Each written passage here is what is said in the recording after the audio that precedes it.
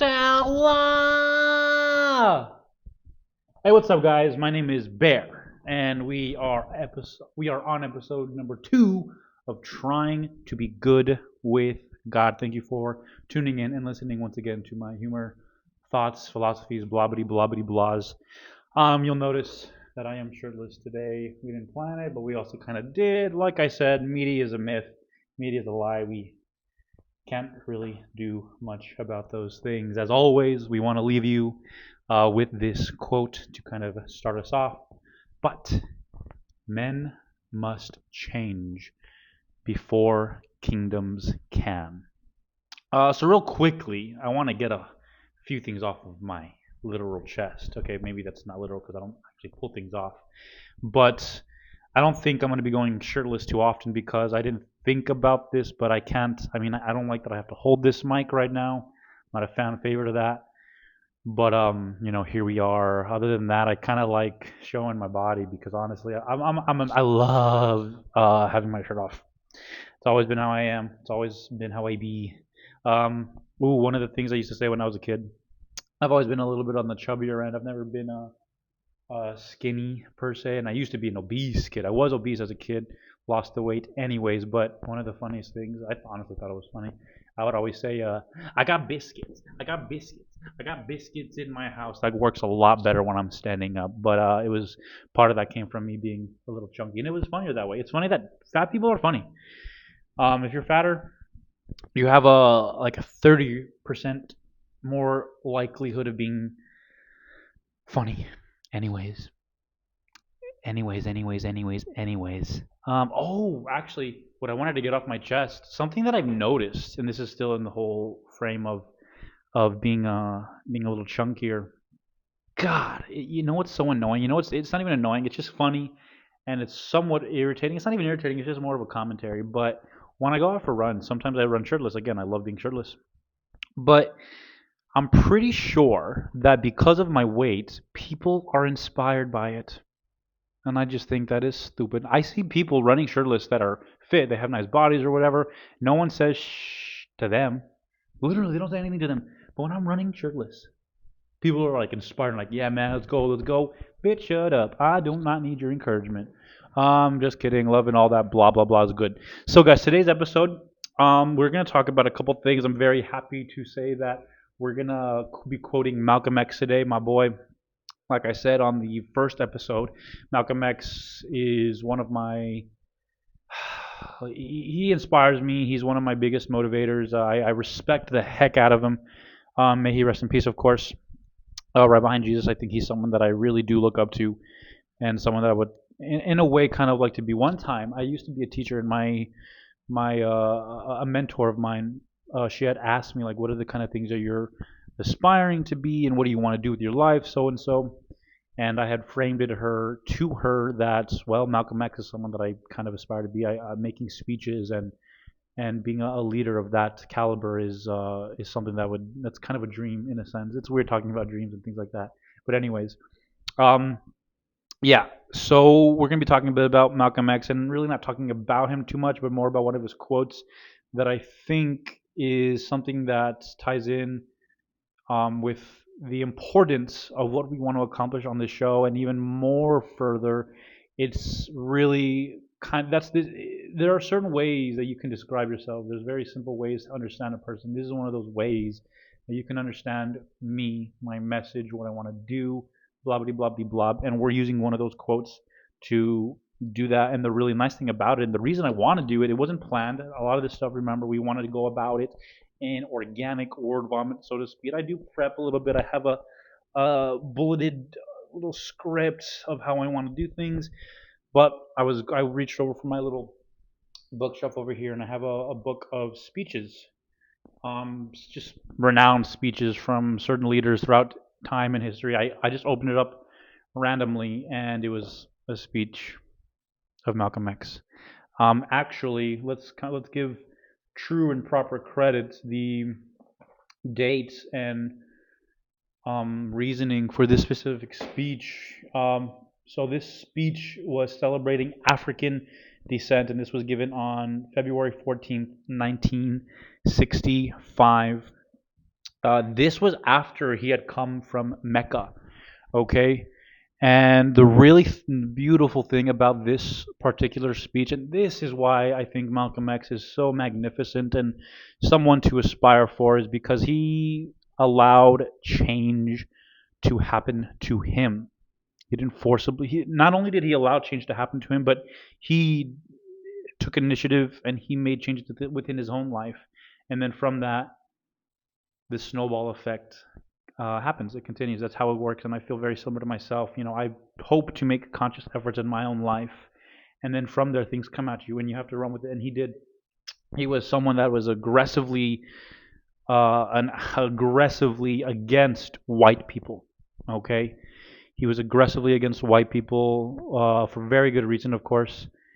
And he didn't even want white support to people in the States, to people within America, in the United States, those that were listening to his message and supported his message. If they were of white color, he did not want it. But, and this is a huge but, and this is the beauty of Malcolm X. Once he returned from Mecca, okay, a very spiritual place, he saw that he was misguided, and he saw that he was wrong. He noticed that race, regardless, it doesn't matter. The message matters. And with that, let's give the quote that we want to give to him, or that we want to share of his, that kind of inspired this little segment, or today's little episode. But listen very carefully. I'm for brotherhood for everybody, but I don't believe in forcing brotherhood upon people who don't want it. Let us practice brotherhood among ourselves, and then, if others want to practice brotherhood with us, we are for practicing it with them also. End quote. Amazingly powerful. And that's exactly how I feel about anything in life. For the most part, it's something that I like to practice. And here that I'm here to speak about God and give praise to God and show and spread the love of Jesus. I'm not here to really convert you guys. It's not my mission. It's not even my business. You are who you are. You believe in what you believe. Like I said on episode 1, the main purpose of this is to give praise and glory to God and to spread love, the love of Jesus. What Malcolm here is saying is that he is for everyone. Brotherhood, that word brotherhood. Brotherhood is for everyone. And if you want it, then I'm with you. If you don't want it, then that's your business. He was no longer of the mindset of, if you're not with me, you're against me. I believe that he was for that, and then he converted. He changed, and I think that's beautiful. And I think that's something that's what I want to instill. That's what I want to do. I'm not here to force you into anything. I'm not here to convert you. And that's why I said also in the first episode, I think that I'm not the authority. I'm not the be all know all. That's only God. I'm just giving you my perspective. I'm giving my experience. I don't even want to talk down to you guys and say do this, do that. It's hard to not when you're speaking on a platform like this, but we got to do things willingly. That's when the best things can happen. And the way I've gone about my own life is to do things willingly, and then from that, a lot of change happens, and it's in itself for your growth. That's the best way for anything to happen, when it's yourself. Okay, now let's sort of transition away from that, and we want to continue to speak about love. We want to continue to speak about what it means to love, but more specifically, we want it to be. I want to speak about it in regards to family. And the reason I want to touch on family specifically is I'd say it's for two main reasons. We'll see if that diverts to a bit more, to a bit less. But the reason for it is because personally, God, I find it's hard to be with family. It is incredibly hard, and that's completely okay. Um, and the reason it's so hard to kind of get along with family, the reason it's so hard to love family always, is because we're so comfortable with them. And I think that's the really beautiful thing. I don't know if we understand that or realize that very much, but I remember growing up and my mom would say to me a lot, and something that she would harp on us a lot, and I never really liked this, but she would kind of she would say to me and my brothers that we need to be like the way we are to the world, we should be treating our brothers instead. Because when we were little, and I guess what she noticed is that it was a lot excuse me, it was a lot easier for us to be nice to strangers, to be nice to friends, that we wouldn't share with our families. And as I've grown up and as I've kind of thought about this a bit more, I mean, it's so obvious as to why that's the case. And I don't know if this is something that you guys experience yourself, but it's so easy to be nice to strangers, and in some ways, we let them walk all over us. And that's because we're not comfortable. And the reason that you can let your brother have it, let your mom, dad, sister, whoever, whomever it might be, the reason you can go off on them is because you're comfortable. And I think it's easy to forget that it's not that we hate them, it's not a mistrust, or it's just that we're so comfortable with people in our family that we can be our true authentic selves. And what I'm experiencing and and really this is not even a, again, I don't know entirely what the message is, but it's we have to constantly remind ourselves to love our family. The reason number two that I want to share this is because something that I've a new narrative that I'm hearing as I kind of scroll through the social medias and I hear different podcasts or people say their shit is that fuck family. If they're not if they don't support you, then forget them. It's incorrect. Jesus reintroduced, he reestablished and instilled within us the perfect family, the unity and the love of family, and he took it even further to say beyond your family, your brothers and sisters in life, we must love and we must accept, and that's true. But it begins with the immediate family. It begins what you're born into. It's also very popular nowadays that we create our own family, and that's good.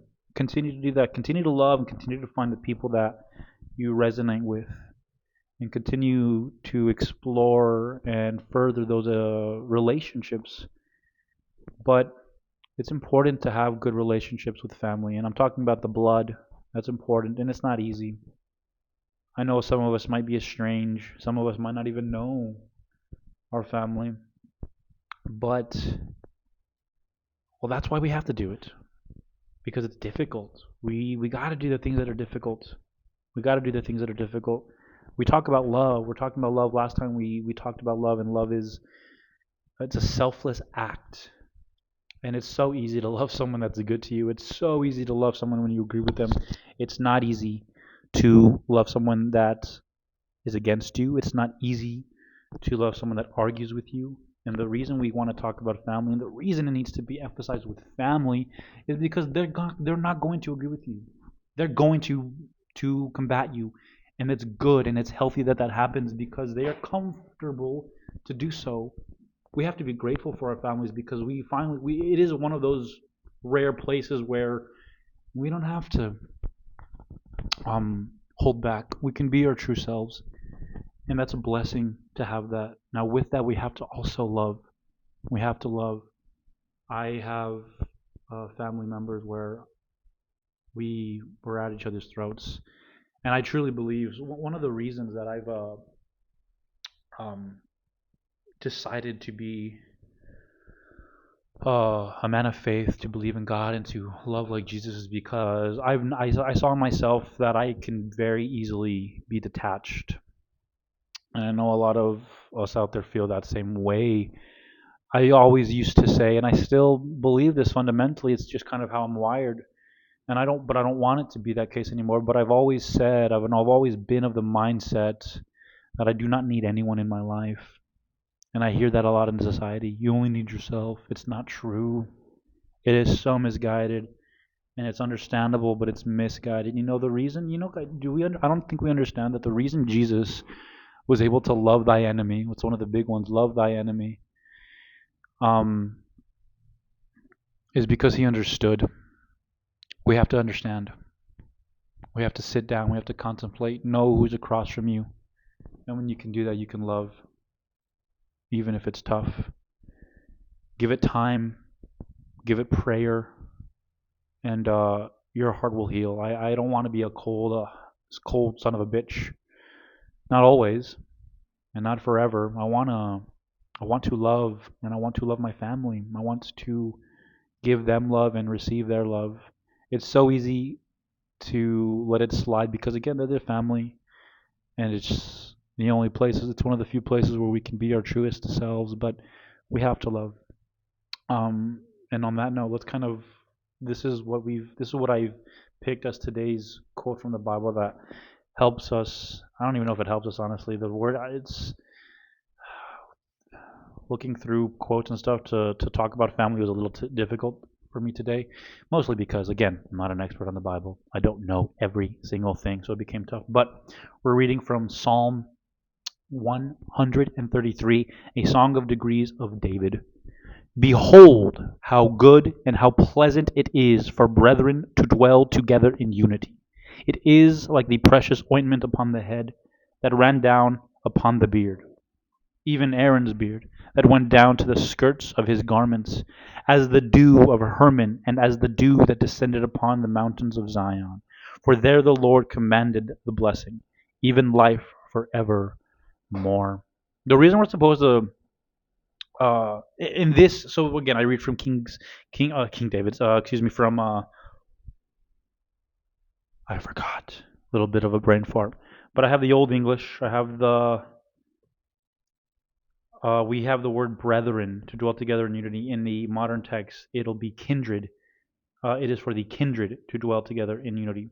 I like brethren more because that's literal to the family, brethren, brother. But kindred, though also I believe kindred is like the people you connect with. When you love your family and when you love those in your immediate circle, God gives you the blessing. And I mean, gosh dang it, think about why. It's so easy. Of course He does, right? When you're, if it's, and life is actually so simple many of the times. And we often complicate it, and that's a fundamental flaw in us, and that's quite all right. But imagine if every human being in the world loved their family. If every single human being within the world loved their inner circle, there'd be peace on earth to a certain extent, right? I think we'd be a lot closer to it. Behold how good and how pleasant it is for brethren to dwell together in unity. Skipping ahead again. For there the Lord commanded the blessing, even life forevermore. Family's amazing. It's the most beautiful thing we have. So to us that don't have family, create them, and love them, and be grateful for them every single day. To those that have never met fathers or mothers or brothers or siblings, I don't know. The best I can say is I'll pray for those broken relationships and forgive. Forgiveness is at the heart of one of the things that love is all about is forgiveness. Forgive. Jesus forgives us. God forgives us. So we have to forgive. We have to forgive. Forgiving is loving. Loving is forgiving. And if we can commit to that, if we can try, it's all about trying, really. You just got to give it your best effort. If you can commit to that and try your best, your life may not be easy, but maybe the afterlife will be. I don't know, which is another cool thing to talk about later on. Today's episode is going to be a little bit shorter. I think that kind of wraps up my thoughts on this one. Uh, if there's questions, concerns, thoughts, please share them. Please, please, please, please share them. And to you guys, I want to thank you, and I just want to give you the blessings. And I spread my love. And if there's anything you may need, if you don't have family, reach out to me. Maybe we can be family. I just want to thank you. Thank you for joining me on today's episode of Trying to Be Good with God. Probably wasn't the best one, but we get better. We'll get better and we'll try our best. So, thank you guys and have a wonderful life.